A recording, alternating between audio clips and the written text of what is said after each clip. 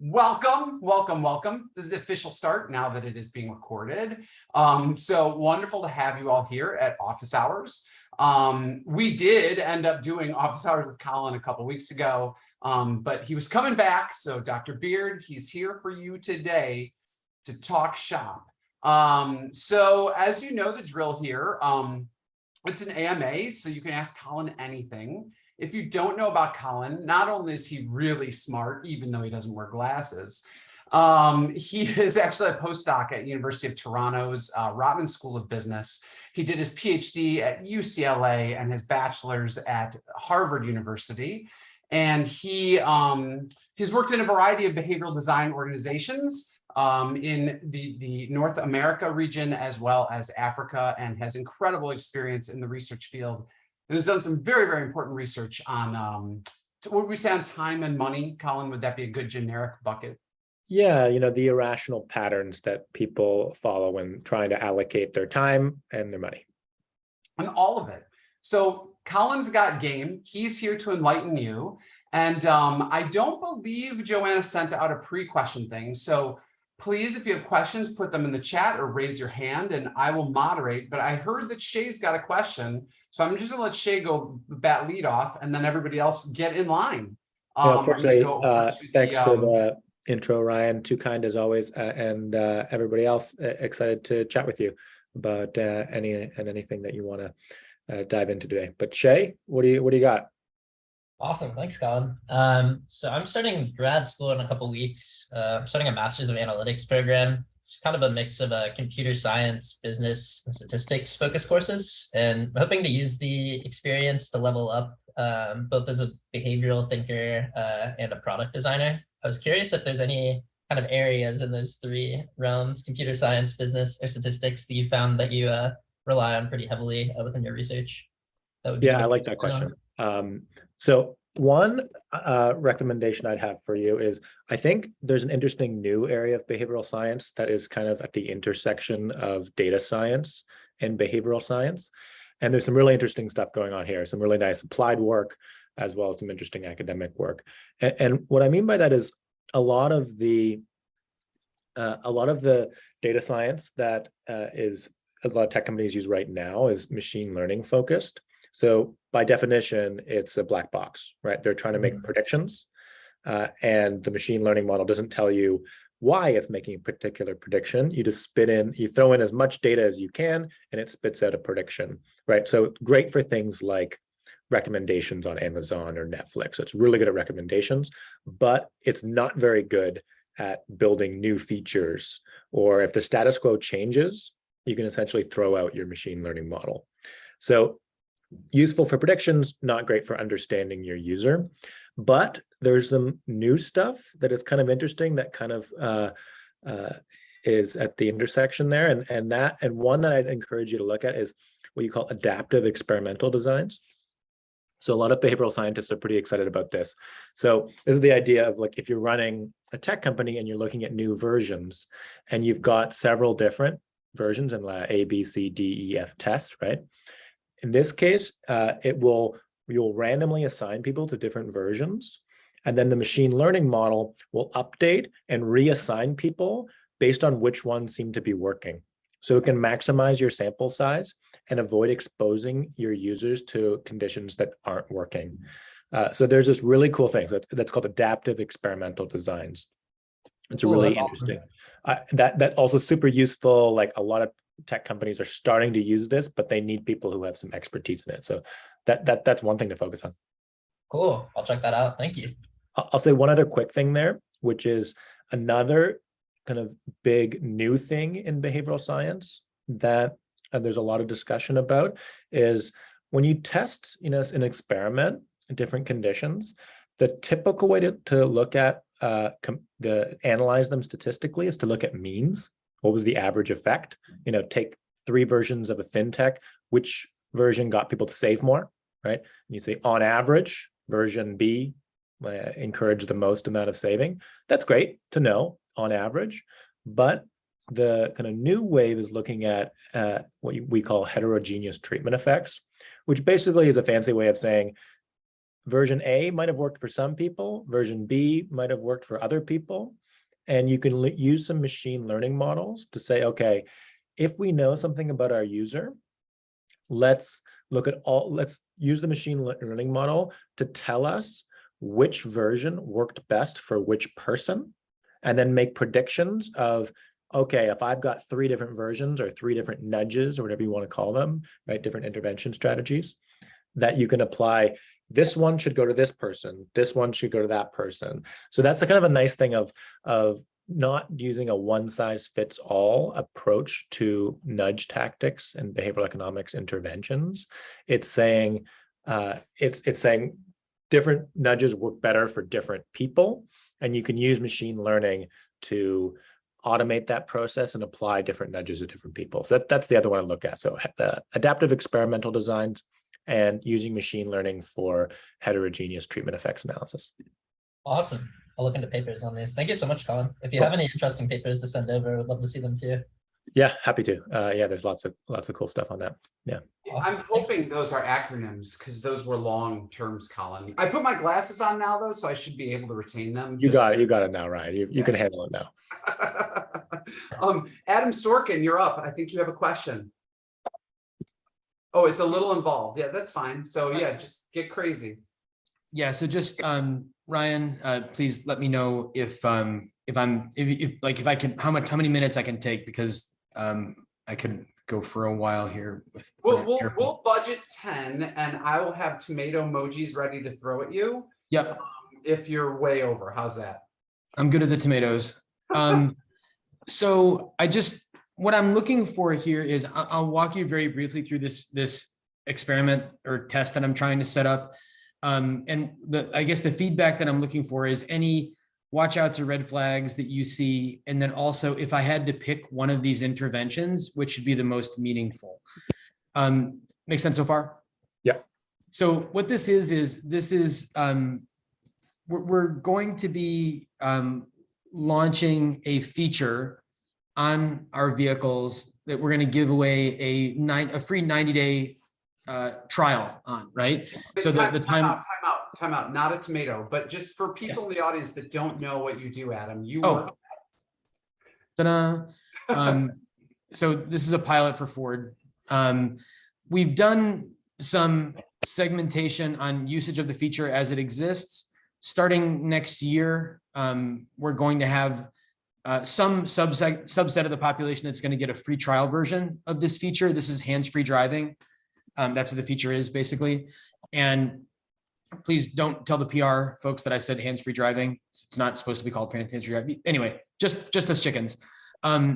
And the thought is we've never done this as a 90-day free trial before. We have no idea really how people are going to convert or not convert to paid. What we do have is some segmentation data based on the way that people currently interact with the feature. And that looks like this. So basically there's some folks who get a slow start. I'll just talk through this. I don't need you to look at all the numbers, but there's some folks that have difficulty getting started because they don't know how or where to use the feature. There are some folks that start and then drop off. And there are some folks that use it really strongly all the way through, but because we've never given them the opportunity to buy after point of sale before, don't know what that's going to do, right? So those are the 3 kind of sections. And I have 3 interventions planned. The first one, I'm not going to go through the whole deck just because, again, respect for everybody else's time. Just briefly for us folks who have some familiarity with, the kind of intervention I'm going to talk about. The first one is about trial. And the way that we're trying to get at trial is 2 things. One is about giving more information, how to use it, where to use it, but most importantly, getting people to set a specific reminder for where and when they're going to use it. So getting the specificity in order to induce trial. And that's something, again, I learned from this course, right, about how you can increase turnout for voting and like all that kind of stuff, right? So that's what I'm referencing here. The second one is basically for those who start using the feature and then drop off. The thought is to use streaks. And there's a number of sort of emotional cues that we can get into that I have suggested to give people that little dopamine hit as they're using the feature to sort of start building a new habit. So to address that segment of people who are good at starting, but then stop using the feature, The thought is, can we do some kind of a streak reinforcement loop to get them to use it more frequently? The third one is a nudge based on getting people to convert. And because the barrier that I see there is around mental models, that people are not used to buying a $2,000 feature for their vehicle, for their new vehicle, 90 days after purchase. This is very foreign territory. So can we use a text outreach to kind of cut through the clutter a little bit and ask them about their experience, and if they so desire, reach out with a call to let the kind of hold their hand a little bit, because again, this is sort of new ground for people. I don't know if that's too short, Colin. I have lots more detail. I'm just trying to be careful about not soaking up the whole 30 minutes. Yeah, there's some great stuff there, and we can dive into more detail, but I got a couple first reactions. So let's go through one. Oh, and one caveat, the only tools at my disposal are messaging. So either in-app, email, text, or phone, and using this usage data. So I don't have the option to do things like flash something into the vehicle at a contextually relevant moment, like, while they're on the highway. I can't do that stuff. My hands are a little bit tied there. So that's the other thing. Got it. Yeah. Okay, let's go through one by one here, because I think this is nice, right? So the make a plan, right, to get people started. I think you're on the right track there. You mentioned, that research on implementation intentions, where, the voting example, right, where if you ask people just whether they're going to vote or not, that doesn't do much. But if you say, what time of day, what are you going to do? What are you going to do with your kids? When, right? So the more specificity there is nice. So I think I like that one a lot, especially if the one thing that we've found to be effective as well is reminders that come from a company are competing for attention with so many other things. Yes. So how can you frame it so the reminder really feels like it comes from yourself, right? So that's a messaging intervention, right? So I would say you're building reminders, and just the way that it pops up, whether it's via text or via email or wherever medium it comes up, it really needs to feel like it's coming from me, from my past self, not from. Okay. That, I think, will be much more effective in getting that reminder to actually grab people's attention, because it's saying like, hey, I said I was going to do this, and I've now reminded myself, right? So I think that'd be my first recommendation there. So let's go to the second one here, turning starters into consistent users. I think streaks can be effective, but they can backfire in a couple ways that there's some strategies to avoid. Okay. Right? So one thing is, if you break your streak and you feel like you have to start from scratch, obviously demotivating, right?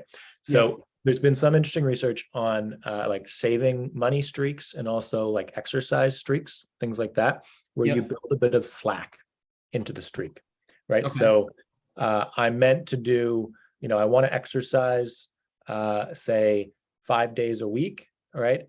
Rather than having 5 days a week, there's actually been some effective research showing it's more effective to say like, I'm 6 days plus one slack day, like one day where you're going to forgive yourself.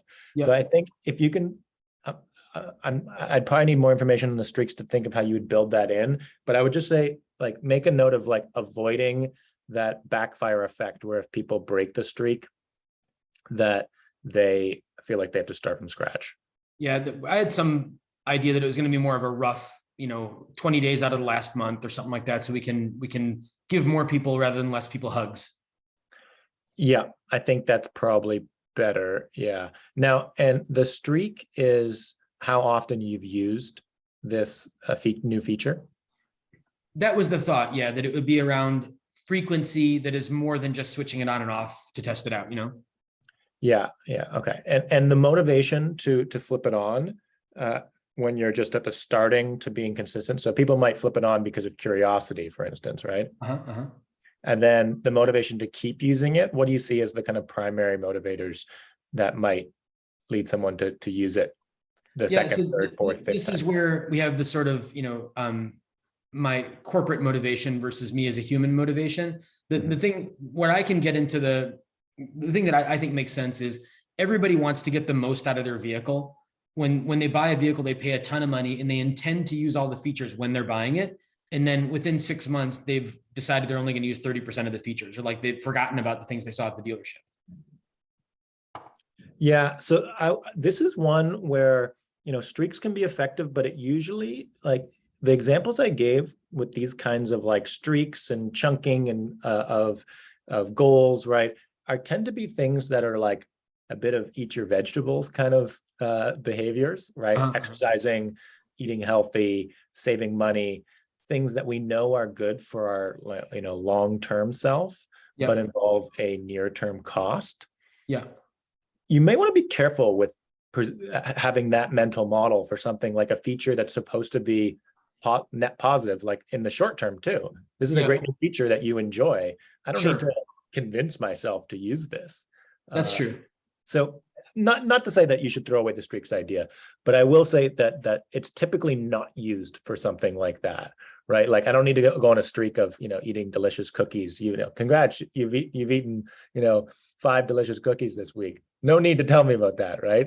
I agree. I think it's that if it's an unfamiliar behavior, like if you've never made cookies before, but you made them instead of bought the packaged ones 3 times in a row, it's like, hey, you're a baker now. Like that's different than, you know what I mean? It's still delicious cookies. Yeah. Yeah. So I think there's something to think about the mental model there of why somebody would start using this and why they would continue. Some people like to be, they like the newest, latest, greatest thing, right? So there's some kind of like identity and status element to, hey, I'm a first adopter of new technologies. That could be really effective. But this to me sounds like a great space for an experimental test. You test streaks against an alternative strategy that's maybe more a little bit status or identity based. So anyway, that's one thing to think of. And then maybe if you are going to try the streaks, that building that slack in. Let's move to the last one, converting into consistent users. Yeah, I think you touch on a really tough challenge here, which is people just either made a purchase or signed a lease, and that's a big expense. And then 9 days later, you're hitting another big expense. So that's a big problem. And we there's lots of good research here, which is show like some of the research on prospect theory and behavioral economics shows that when in order to kind of reduce the pain of paying, that the rule of thumb is separate gains and integrate losses. And what I mean by that is when people, if you want to get the most bang for your buck, if you're going to give people like small rewards, it's actually better to separate the rewards into 5 small rewards rather than one big one.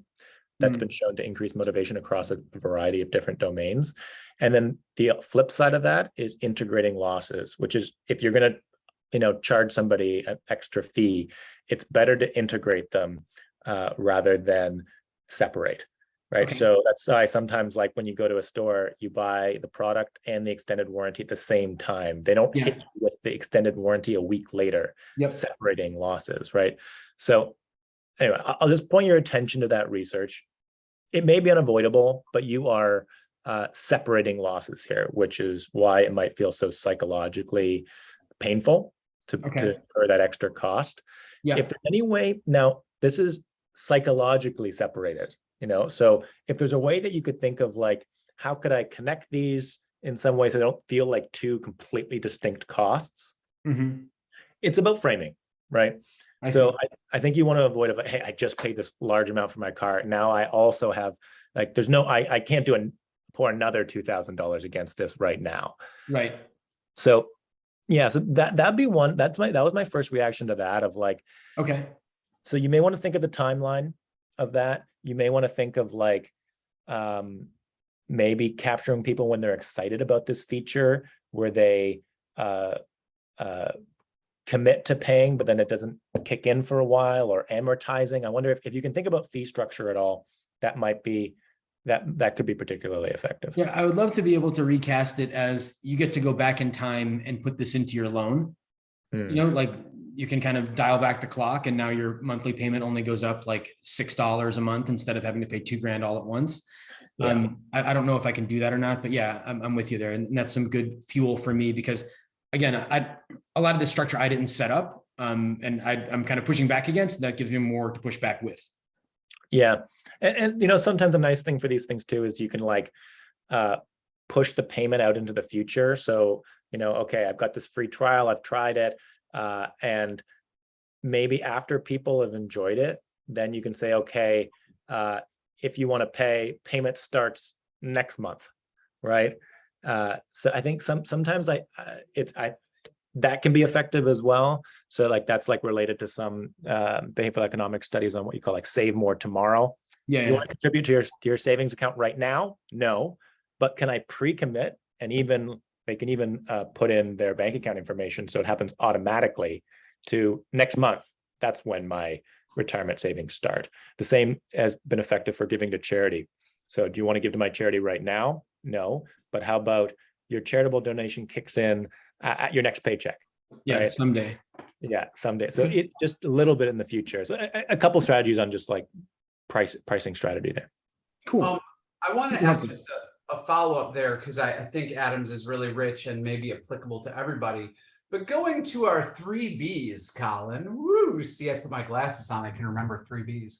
But Adam, so I can guess, but what are the benefits of this software? I mean, in your mind, right? I mean, I can make some guesses, but I'm a driver and I can not use my things because I won't say it that way. What are the big benefits?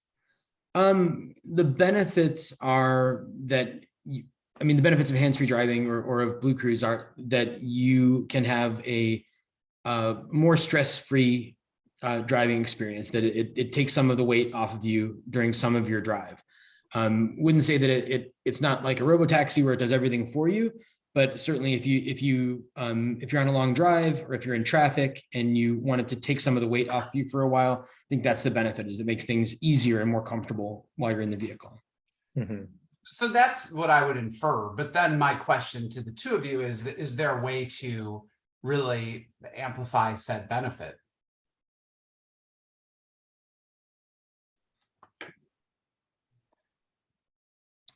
Well, to amplify that benefit, because you're already getting access to it. It's not like you have to do anything to get there. Like you're getting the 90-day free trial already. So it's not like I have to help people to imagine what that will be like and amplify it in that way. I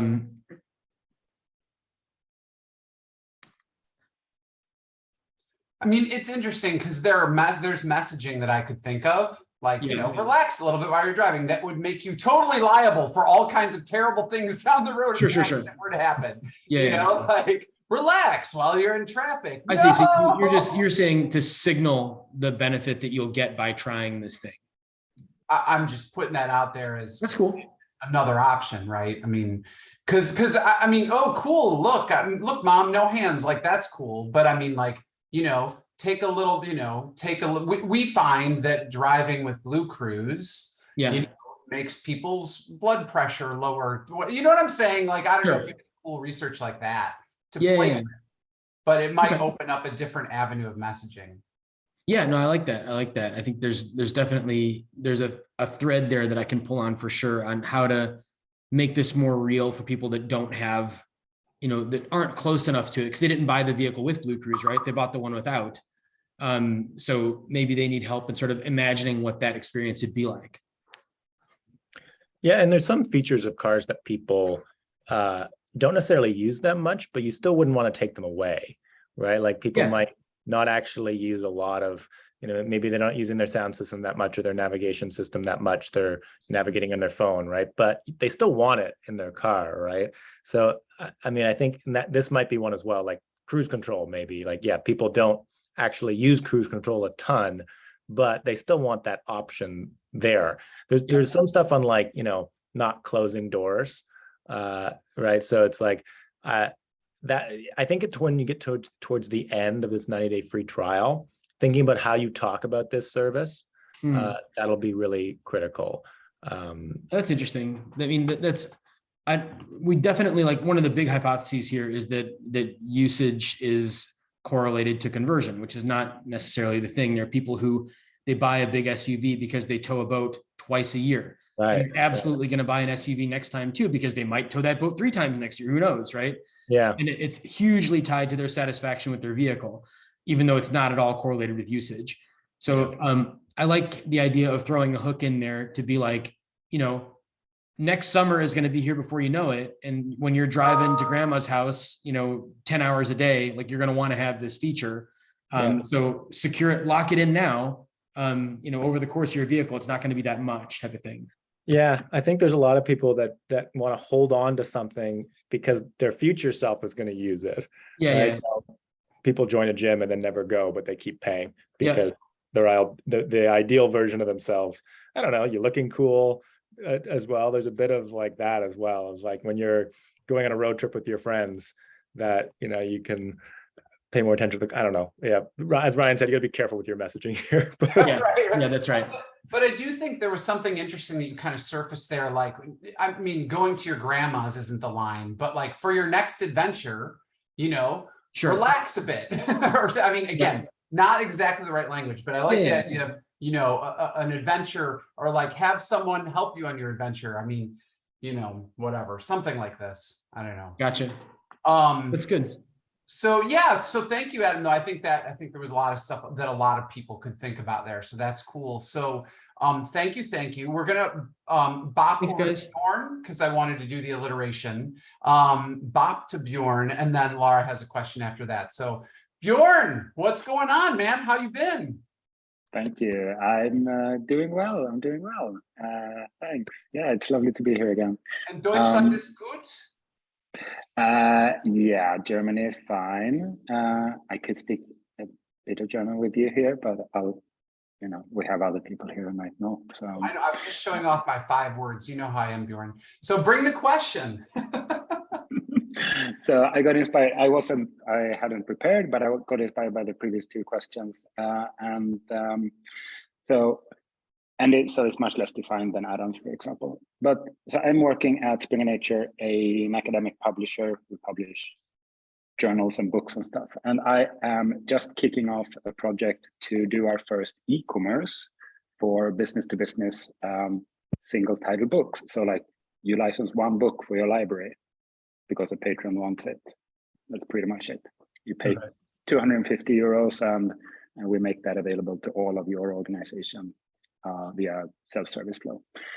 And Springer Nature, weirdly enough, we've never done this before. We've never done e-commerce to libraries and other organizations. We've done it to like consumer, but never B2B. So my somewhat fluffy question is, we are in this greenfield kind of thing. We can make choices. Have you come upon anything kind of recently, the last couple of years, where like conventional wisdom, what McKinsey and others would say, or what Amazon has done already, is actually not a good idea? So that we don't fall into that trap now that we can choose. Yeah. Okay. So let's just get a little more, dig in a little bit to, so what would the value proposition currently be to these businesses? If you were to frame, here's why you should do it, what would be the kind of core value prop? So the 2 aspects to that. The business model is very good because you as a library can respond to a specific request by a researcher or student for a specific book, which is great because our other business models is that you like license 1,000 books all at once and it takes a long time.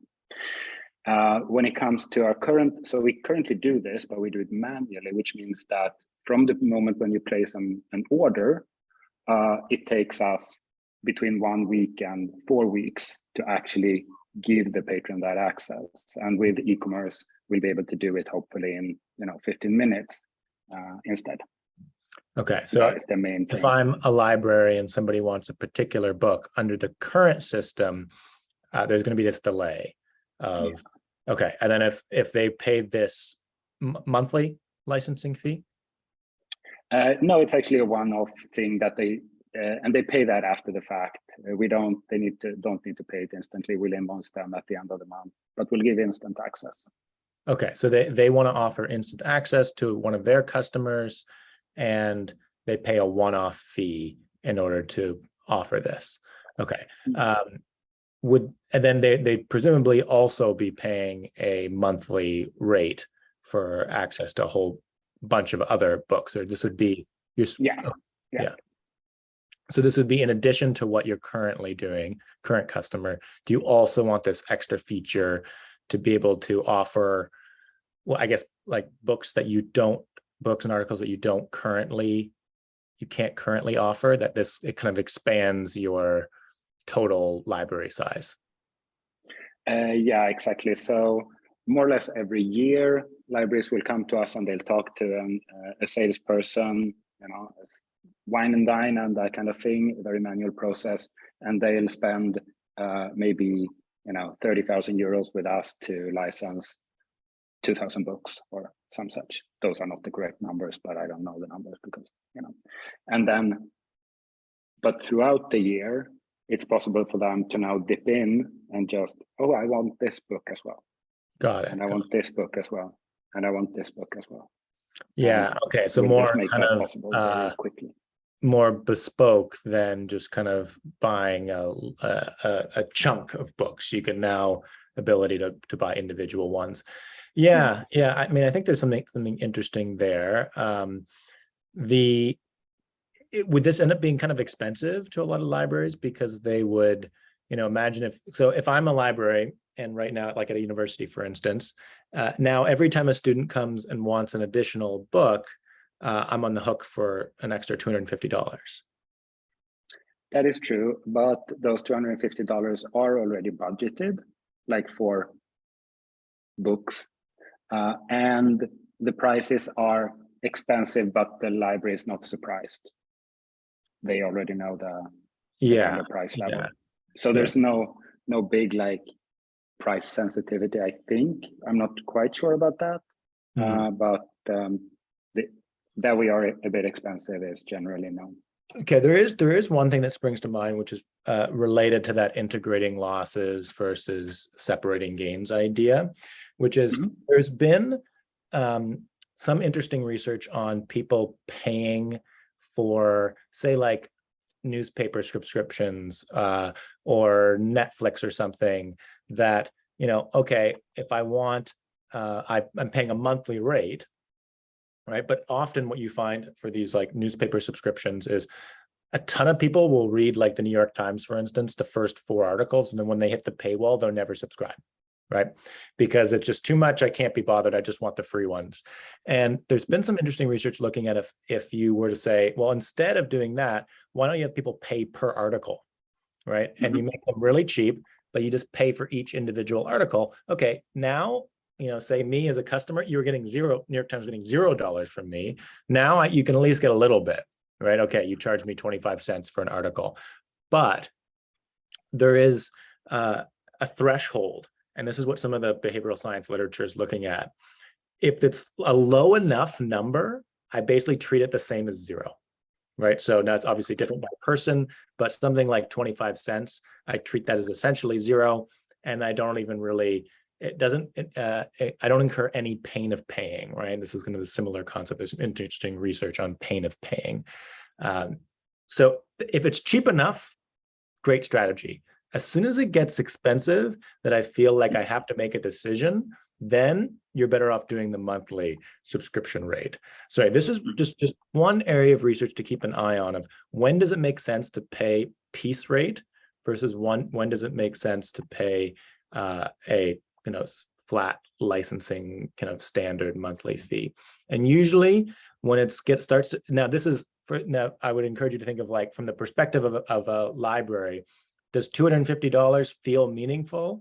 Maybe not, compared to how much they're spending in total, right? But if it does, now they're really separating the losses, right? So now you're saying, okay, every time it's another one, and that I could imagine them seeing now, even if the total cost is not that much, they're getting all these line items.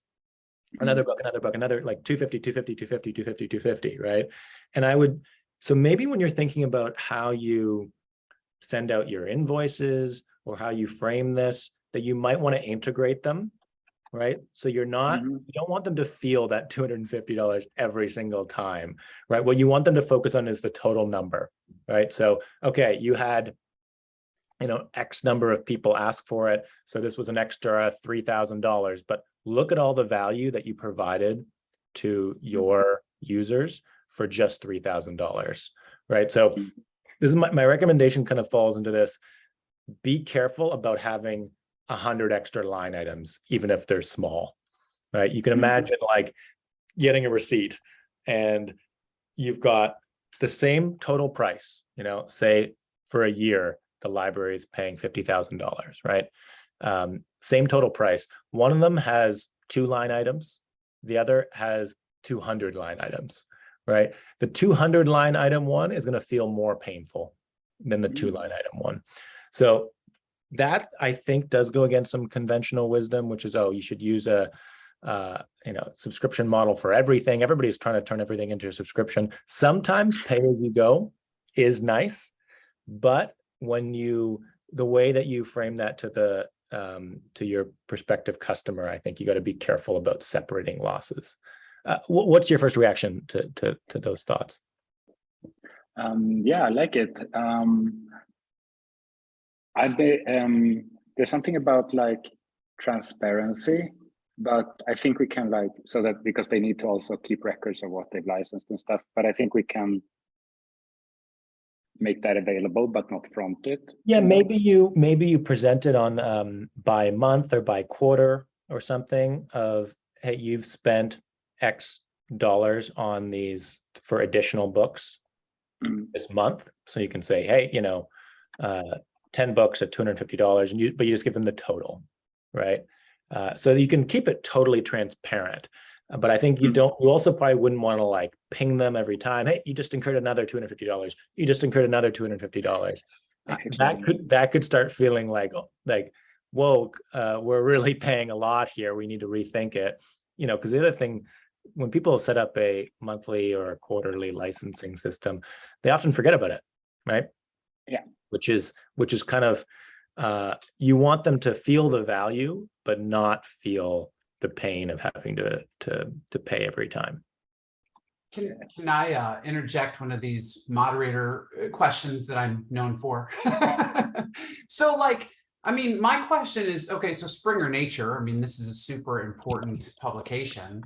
So I'm thinking of Netflix, right? So if I had Netflix and I had the base Netflix subscription, but then Netflix Plus allowed me to access, say, in the film world, the Criterion collection, which are like all the Fellini films and like all these really highfalutin art films. So I played the Netflix Plus an additional $5 so I can get the art film collection, that's a little bit more expensive to license.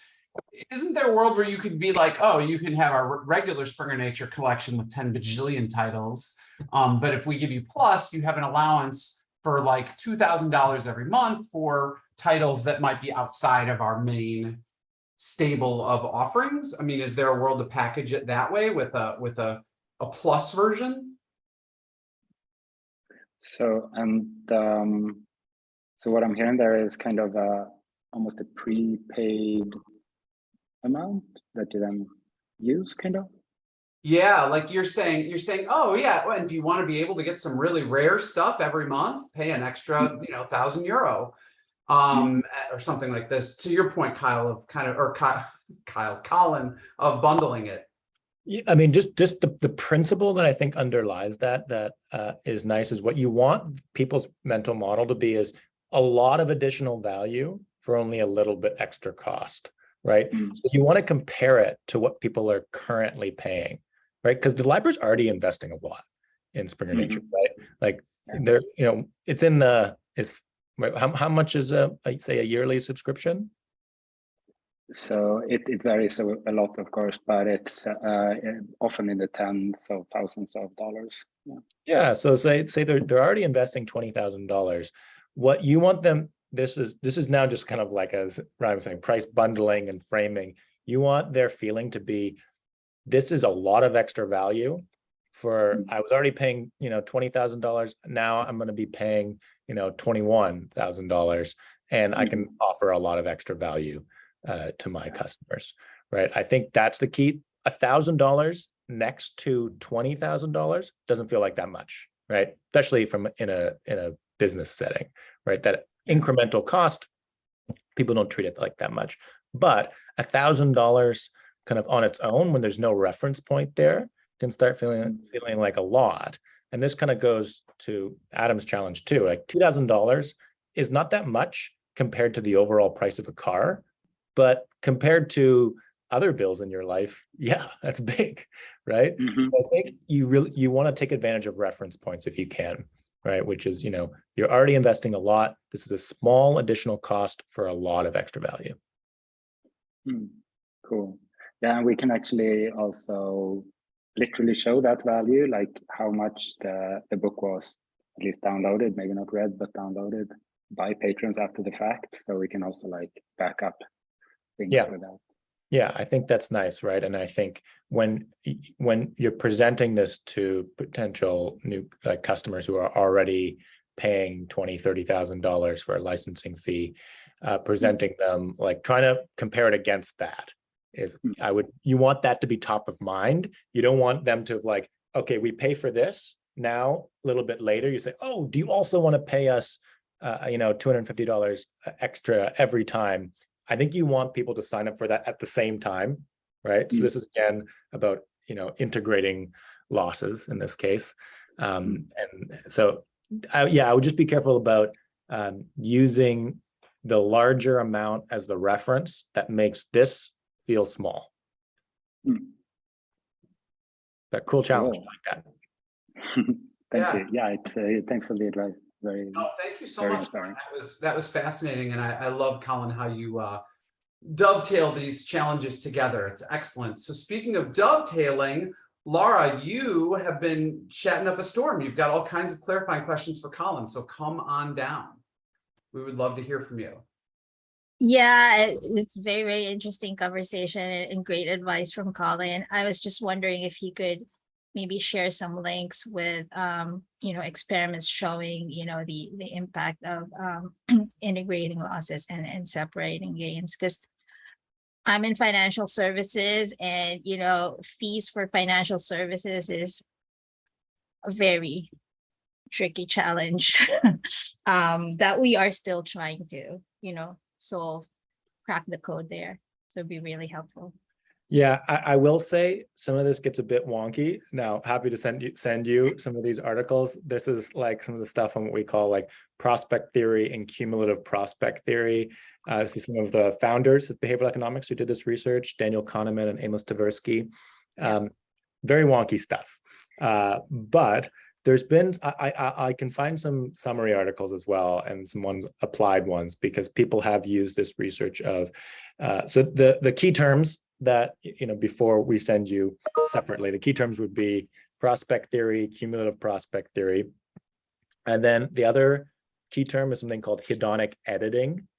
So, that is, again, very jargony way of just saying hedonic, meaning kind of the pleasure that you're getting and pain that you're getting from paying money, incurring losses and gains. And editing, meaning, do you frame costs together or separate them? Do you frame benefits together or separate? So hedonic editing, that's another kind of keyword. Throw into Google Scholar and you'll find. But happy to connect with Ryan and send you the exact papers that I'm talking about. And hopefully maybe we can find a more applied article. But the key principles there are fairly simple, right? Which is, if you think of when you get money or get some benefit, you get some, emotional response to that, right? And that, is core to economics, standard economics, and core to behavioral economics is how much pleasure do I get from gains, a bonus or a raise that I get, or an investment return, versus how much pain do I feel when I'm incurring losses. And what one of the core findings of behavioral economics is it's not linear, right? Yeah. It's not like every extra dollar I lose is an extra unit of pain, and every extra dollar I gain is an extra unit of pleasure. It depends on how it's framed relative to a reference point. It depends on the order in which I incur these gains or losses. And it depends on whether I psychologically think of these losses as happening together or happening separately.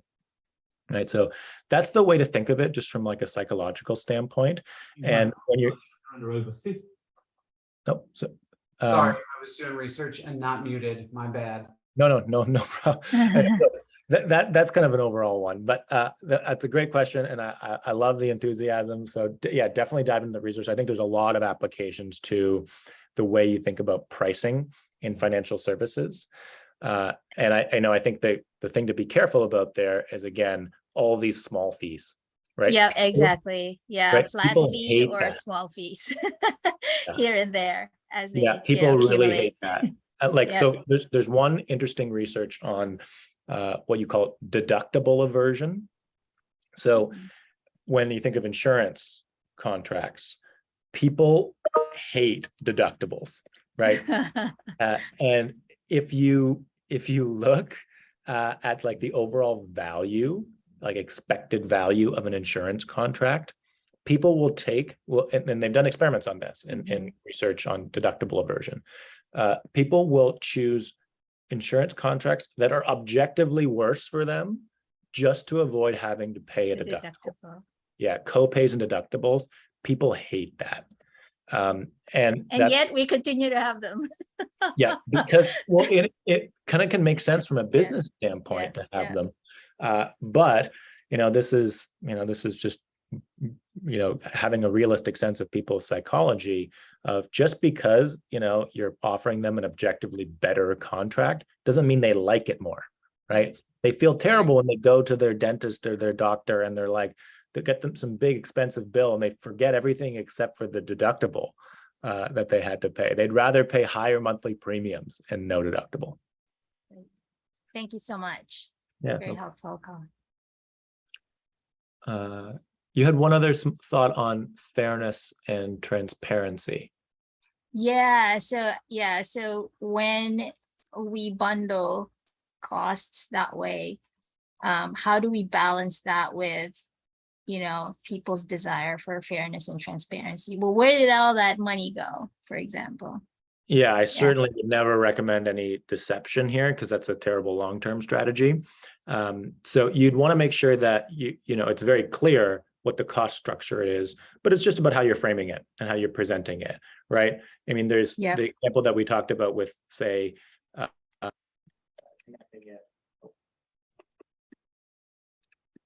the example that we talked about with talking about an additional fee relative to some large fee that you're already paying. There's nothing not transparent about that. It's just, when do you talk about it, right? If you talk about it right after they've just signed up for a $20,000 subscription, right? That's a much more effective time to talk about it than 2 months later, when this is now just an extra $1,000 fee that they're judging in isolation. Yep. Thank you. Excellent. So anybody have an additional question? With 8 minutes, we can probably field one more profound query from the crew today. Or just reasonably interesting question, or flat but simple to answer question. We take everything.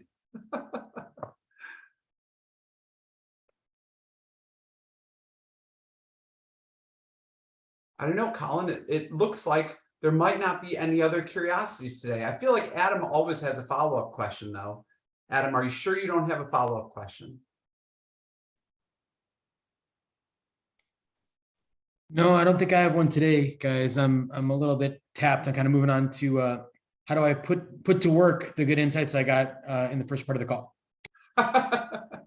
Yeah, that my brain is exploding problem is very real. Excellent. Well, last call. If anybody has a question, we're happy to take it. Otherwise, this can conclude our AMA with Dr. West, which I love to say Dr. West because he sounds like a sci-fi hero, like Dr. West. It kind of sounds more like a villain, but yeah. Oh, well, it could be. That's Dr. South, actually. He's the worst. Everything goes south under him. Dr. West, on the other hand, you have westward expansion. I don't know. Anyway, lots of good stuff today. I thought there's some really interesting questions. We got a little bit into the weeds with some of the stuff on prospect theory and hedonic editing. But this is what we try to do here, is try to connect some of the foundational research to practical problems here. So I hope you guys all found that useful. And if you have any other questions, I'm sure I'll do another one of these AMAs at some point in the future. Yeah, see, two things in the chat. First of all, I just did put the wiki links for cumulative prospect theory and prospect theory.